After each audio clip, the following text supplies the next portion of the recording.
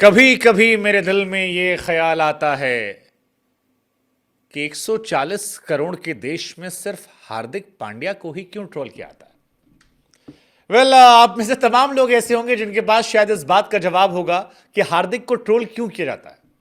लेकिन आप में से कुछ लोगों को शायद यह बात जानकर खुशी होगी कि आखिरकार हार्दिक पांड्या को भी सपोर्ट मिला है।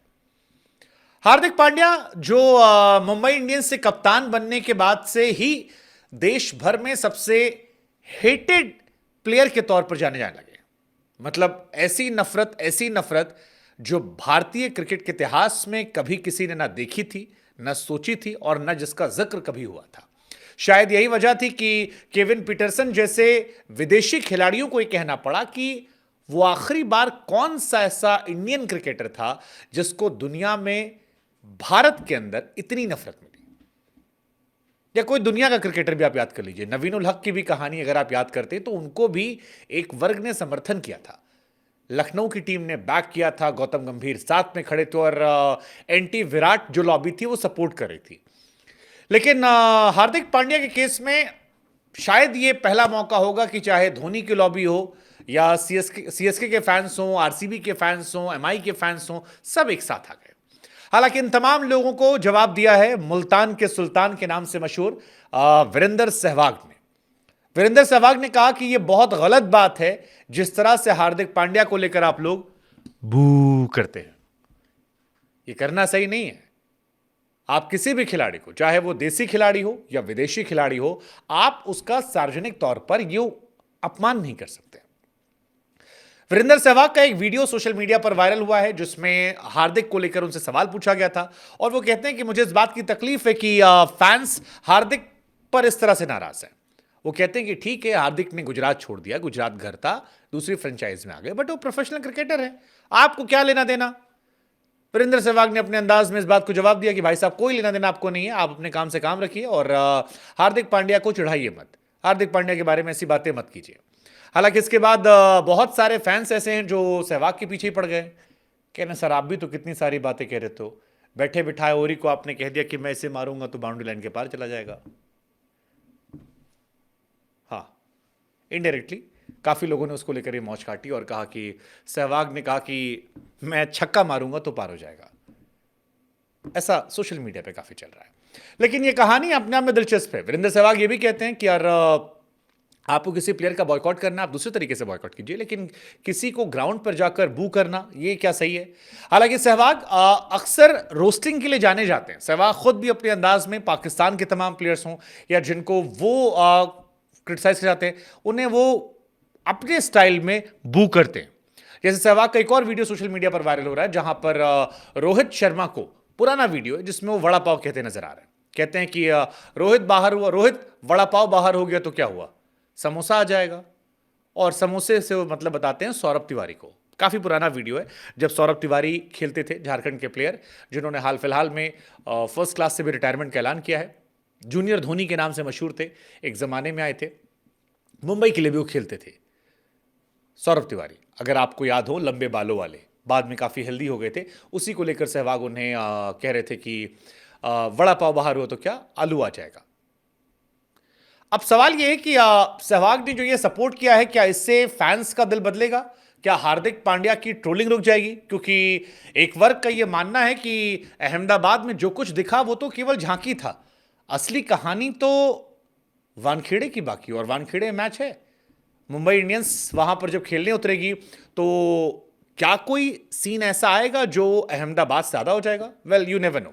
लेकिन सोशल मीडिया को जब हम स्क्रॉल करते हैं तो हार्दिक पांड्या के हेट्रेड के वीडियोस भरे पड़े हैं, तमाम मीम्स भरे पड़े हैं। हार्दिक पांड्या और मुंबई इंडियंस की कहानी चल रही है। तमाम लोग ऐसे भी दिखाई पड़ रहे हैं जो इस बात को लेकर खुश थे कि भैया पहले मैच में रोहित शर्मा चल गया, वो जश्न मना रहे थे। बुमराह ने विकेट निकाल लिए, वो जश्न मना रहे थे। और उसके बाद वो जश्न मना रहे थे कि मुंबई की हार हो गई। अब ऐसी नफरत या ऐसी मोहब्बत किसी खिलाड़ी से आखिरी बार आपने कब देखी थी कि एक ही टीम के 4 खिलाड़ी को चाहते हैं चलें लेकिन टीम मैच हार जाए? ये गजब का इत्तेफाक मुंबई इंडियंस के साथ हुआ है। मुंबई इंडियंस भी सोच रही होगी कि भाई गले की हड्डी हो गई यार, ना उगलते बन रहे ना निगलते। अगर उगल देंगे यानी कैप्टन बदल देंगे तो फिर होगा कि भाई पूरा मैनेजमेंट क्या हो गया, और अगर नहीं करते हैं तो फिर टीम का जो मोरल सपोर्ट है वो कहां चला जाएगा। लाखों की संख्या में फॉलोअर्स जो है वो कम हो गए जब ये खबर आई थी, और उसके बाद से भी कहानी चल रही है। और अगर आप फिर भी भूल गए हैं तो हम आपको याद दिला देते हैं कि पहले मैच में क्या हुआ था। पहले मैच में हार्दिक पांड्या जब गए टॉस के टाइम में, रवि शास्त्री ने अपनी भारी भरकम आवाज से अनाउंसमेंट की कि लेडीज एंड जेंटलमैन, ये हैं गुजरात टाइटंस के कैप्टन शुभमन गिल। और जैसे ही नाम उनका हार्दिक की तरफ आ रहा था, क्राउड से एक आवाज आई, बू। इसके बाद हार्दिक जब खुद गेंदबाजी करने आए, फिर ग्राउंड में आवाज आई, बू। इसके बाद हार्दिक पांड्या से एक मिसफील्ड हुई, अगेन सेम कहानी रिपीट हुई। एक जो थोड़ा इनसेंसिटिव चीज हुई वो जब एक कुत्ता मैदान में घुस गया था, उसको लेकर जब लोगों ने कहा हार्दिक हार्दिक, आई थिंक दैट वाज थोड़ा बिलो द बेल्ट। मैं पर्सनली उस बात का समर्थन नहीं करता। तो वो एक कहानी यहां पर निकल कर आई। इसके बाद एक फैन की पिटाई की तस्वीर जो है वो भी निकल कर आई थी। जसप्रीत बुमराह का एक वीडियो काफी वायरल हो रहा है जिसमें बुमराह के पास हार्दिक जाते हैं कुछ समझाने के लिए, और बुमराह बहुत कैजुअली लेते हैं। अब काफी लोग का यह भी मानना है कि अगर रोहित कप्तान नहीं बनते तो कायदे से टीम मुंबई इंडियंस से कप्तान जो है वो जसप्रीत बुमराह का बनता था, नंबर 2 पर सूर्य कुमार यादव का बनता था।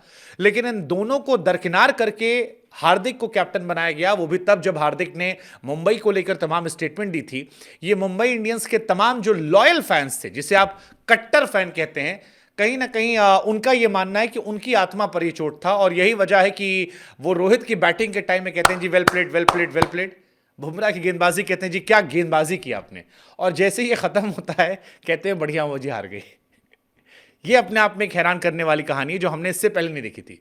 इससे पहले हमने ये देखा था कि या तो आप आरसीबी के सपोर्टर हैं, या मुंबई के सपोर्टर हैं, या गुजरात के सपोर्टर हैं, या किसी और टीम के सपोर्टर हैं, लेकिन एक ही टीम से मोहब्बत भी है और नफरत भी है, ये हमने नहीं देखा था। और ये क्रिकेट इतिहास में अपनी एक अलग कहानी है।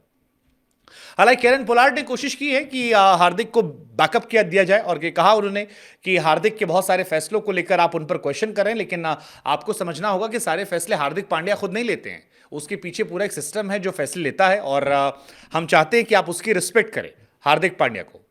लेकिन हमारा सवाल आपसे कि हार्दिक पांड्या को लेकर यह नफरत जो है ये कहां पर रुकेगी, और क्या हार्दिक पांड्या के अच्छे दिन आएंगे?